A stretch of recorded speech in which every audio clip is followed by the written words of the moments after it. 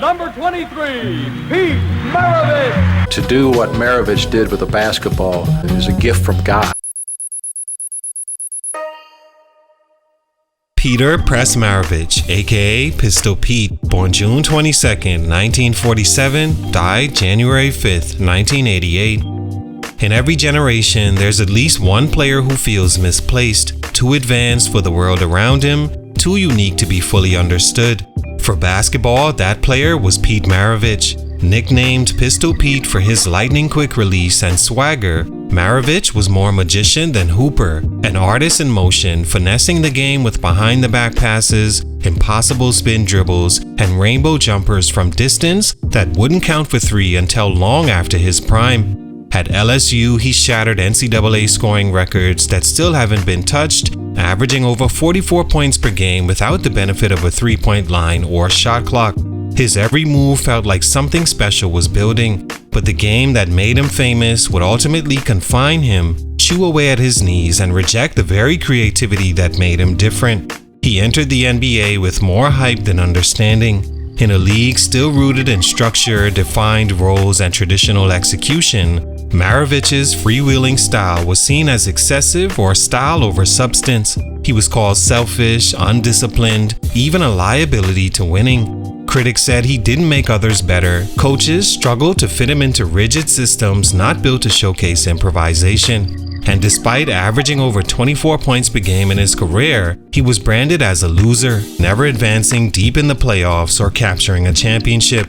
What should have been a transcendent career felt incomplete. He was dazzling but never dominant. Injuries would further cut his journey short. Multiple knee surgeries robbed him of the fluidity he once displayed. By 33 and 10 seasons in, Maravich was finished, his body broken, and his spirit disillusioned. He would later retreat from basketball completely, seeking answers in religion, solitude, and silence.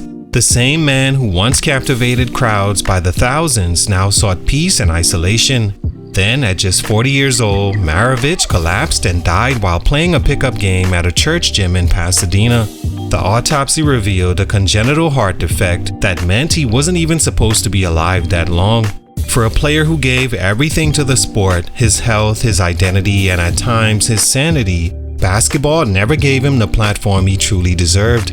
His story isn't about failure or wasted talent. It's about what happens when vision exceeds the limits of your environment. Pistol Pete is still a legend, but for these reasons, that legend was cut short.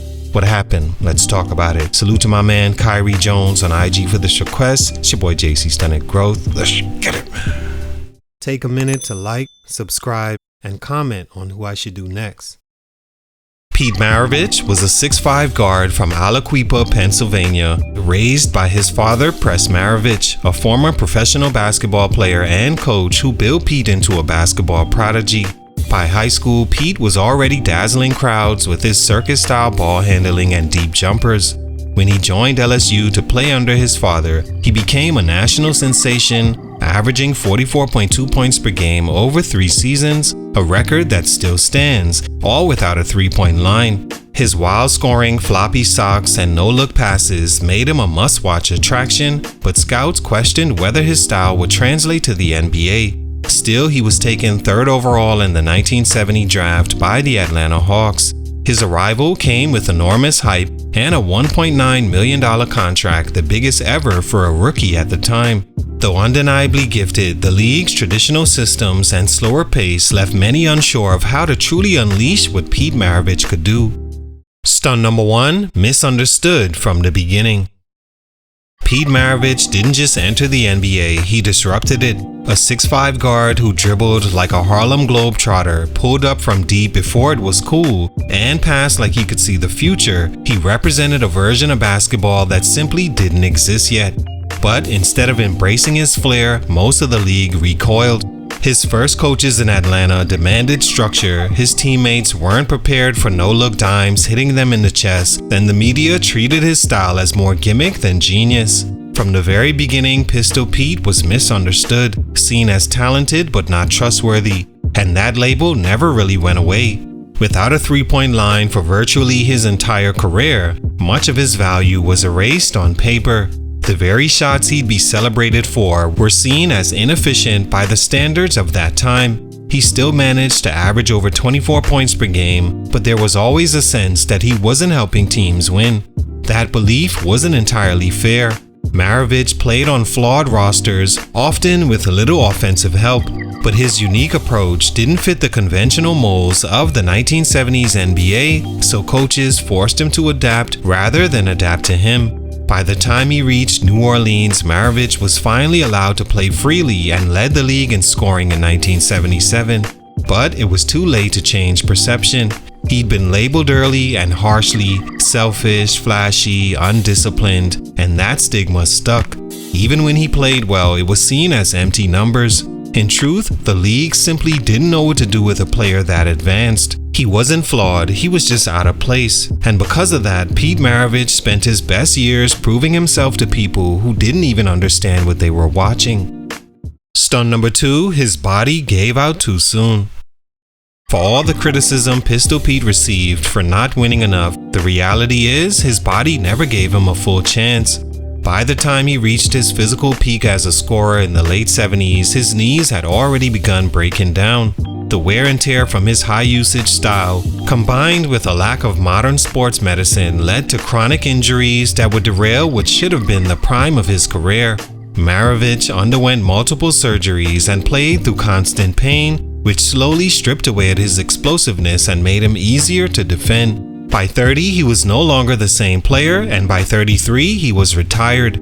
The way he played, relentless, creative, and often the focal point of every offensive possession, took a toll. He wasn't just flashy for show, he carried heavy workloads for teams that rarely surrounded him with talent. In 1977, when he averaged 31.1 points per game, he was responsible for everything the New Orleans Jazz did on offense. That burden compounded the physical damage, and with no load management, limited medical intervention, and little understanding of long-term injury prevention, his decline felt sudden but inevitable. What makes it more tragic is that Maravich didn't rely solely on athleticism. Even as his legs gave out, his mind and skill set remained sharp. But once his body began to betray him, teams moved on quickly. He bounced to the Utah Jazz, then the Boston Celtics, where he'd finish his career in a limited role. There was no farewell tour and no real send-off, just a quiet fade into retirement, forgotten by a league that once marketed him as the brightest star. Injuries didn't just shorten Maravich's career, they erased a chapter where his game might have matured into something even more complete. Instead, it ended with a whisper. Stunt number 3, a mind the game couldn't heal. Even before his body broke down, Pete Maravich was battling something deeper, an internal emptiness that fame, money, and basketball couldn't fix. Behind the no-look passes and circus shots was a player who never truly felt whole. Raised under the intense eye of his father, who trained him from childhood to be a basketball machine, Maravich spent most of his life chasing a purpose that never quite revealed itself. The more he achieved, the less it seemed to matter. He once admitted in interviews that if he didn't find meaning in life beyond basketball, he didn't want to live past 40. A haunting comment that would tragically come true. Even at his peak, he was never comfortable with his fame. He didn't enjoy the spotlight, rarely partied, and often isolated himself. As the injuries mounted and his love for the game began to fade, so did his connection to the world around him. After retiring, Maravich disappeared from basketball almost entirely. No coaching, no broadcasting, no desire to stay involved. Instead, he turned to spiritual pursuits, studying philosophy, religion, and Eastern teachings before converting to evangelical Christianity. He said it was the first time in his life he ever felt peace. But that peace came after the game had already consumed the best parts of him. The NBA may not have broken Pete Maravich physically, but mentally it left him adrift. He was a genius in a sport that didn't know how to treat geniuses. Once it was over, there was nothing left for him to return to. In many ways, Maravich's real stunted growth wasn't just about missed potential on the court. It was about how the very thing he was best at also left him feeling the most alone. All in all, Pete Maravich was a basketball genius trapped in the wrong time. He had the vision, the skill, and the charisma to be one of the greatest ever, but the structure of the game, the physical demands, and the emotional costs all worked against him. He was built for freedom in a league that demanded control. And when his body failed him, there was no system in place to extend or evolve his career. Off the court, his journey became one of searching, first for validation, then for peace. Though his NBA legacy is often debated, his influence is undeniable. Players like Steve Nash, Jason Williams, and Steph Curry walked through doors Maravich helped crack open. But even with his Hall of Fame plaque, the story of Pistol Pete feels incomplete. Not because he wasn't great, but because we never got to see how great he truly could have been. Salute, much respect, rest in peace to a legend. It's your boy JC Stunted Growth, and I'm out.